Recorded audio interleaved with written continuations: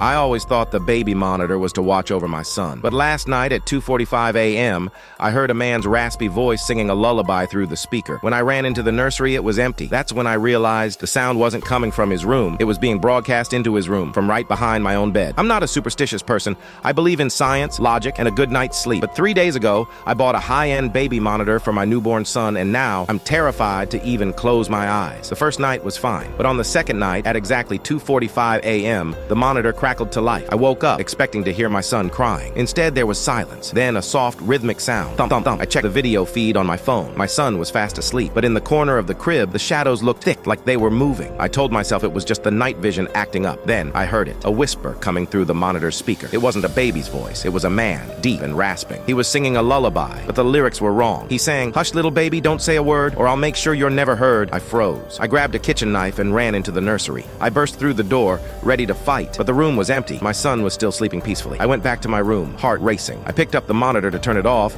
but then I realized something that made my stomach turn. The talk button on the nursery unit was jammed down. The singing wasn't coming from the nursery to my room. The singing was being broadcast from the unit next to my bed into my son's room. I wasn't listening to a stranger in the nursery. A stranger was standing right behind my headboard, singing into my monitor while watching me sleep.